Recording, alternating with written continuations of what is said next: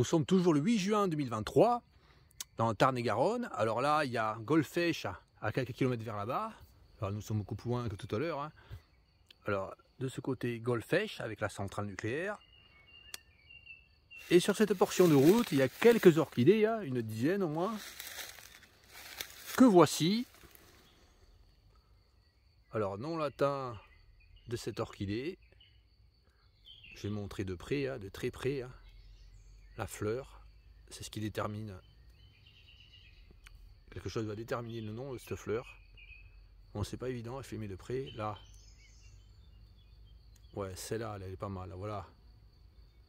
Donc là, nous voyons la fleur de près avec deux barres au milieu de la fleur. Là, il y a deux espèces de barres parallèles. Comment faire? Je vais montrer ça là avec une tige. Là. Comment faire là? Vous voyez ces deux barres là? Deux petites barres là, parallèles et très rapprochées. Donc cette fleur, alors ce sont les loges polliniques, ces deux barres. Là, de chaque côté des barres là, il y a un petit ballon qui s'appelle la pollinie, qui pollinise les fleurs. Alors comment ça marche? Le papillon qui butine la fleur met la trompe entre ces deux loges polliniques et il y a une pollinie qui se colle sur la trompe et ensuite le papillon va polliniser d'autres fleurs car le petit ballon couvert de pollen va coller les autres fleurs et polliniser les autres fleurs.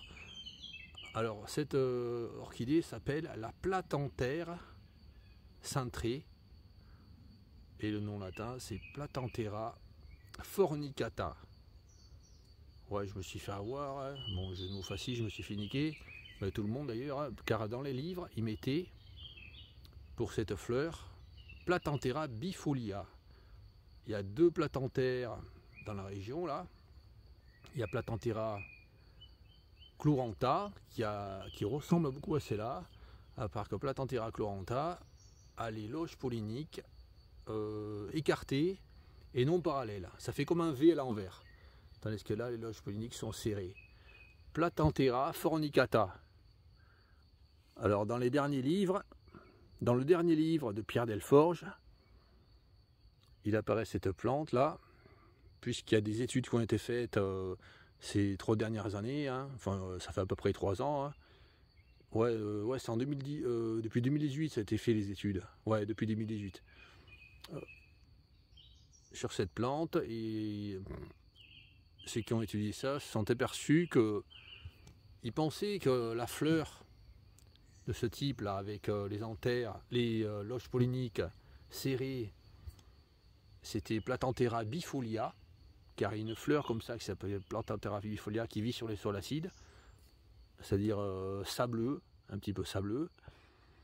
Mais celle qui est en Gironde, celle qui est en Tarn-et-Garonne, celle qui se trouve sur les endroits avec une terre plutôt calcaire, ressemble beaucoup à Platanthera bifolia, mais c'est pas la même espèce, des analyses génétiques ont été faites.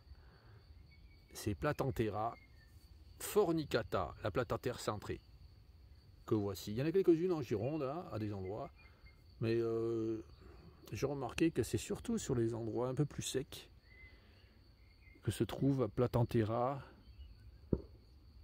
fornicata. Platanthera chlorantha, on la trouve davantage sur les endroits bien plus humides. Elle est plus frêle, celle-là, Platanthera fornicata. Platanthera chlorantha est beaucoup plus grosse. Enfin, habituellement, il y en a des frêles aussi, mais elle est plus grosse, je trouve. Ouais, pas que je trouve, elle est plus grosse. Platanthera chlorantha. Donc là, Platanthera fornicata. Et Platanthera bifolia, finalement, dans le livre de 2021, de Pierre Delforge, ils mettent un point d'interrogation sur la France, enfin sur l'ouest de la France. Il y en a en Belgique, Platanthera bifolia, mais pour le reste de la France, ils ne savent pas, puisqu'elle a toujours été confondue avec celle-là. Platanthera bifolia a été confondue avec Platanthera fornicata. Voilà, et dans les vidéos que j'avais faites sur ces fleurs-là, je disais, à l'époque, Platanthera bifolia, quand j'avais vu celle-là à un endroit. Chose à corriger. J'ai corrigé à l'écrit dans la vidéo. Voilà, nous sommes le 8 juin 2023.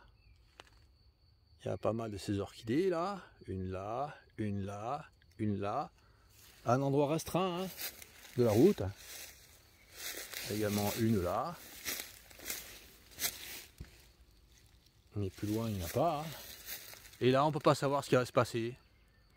Il peut y avoir n'importe quand, je pense, un broyage de la bordure, même si l'orchidée n'est pas commune, même si c'était l'orchidée protégée, hein, même si c'était une orchidée extrêmement rare, ben, il ferait n'importe quoi.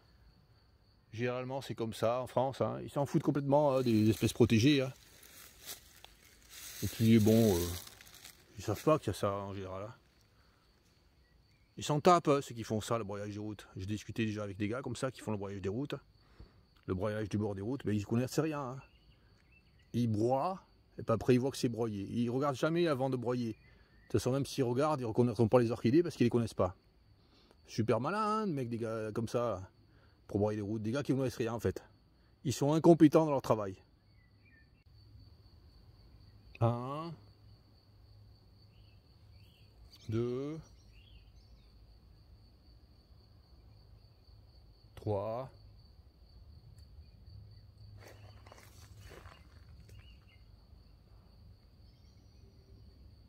4. Ouais, il y en a 6, 7. Bon, juste un endroit sur 5 mètres de route.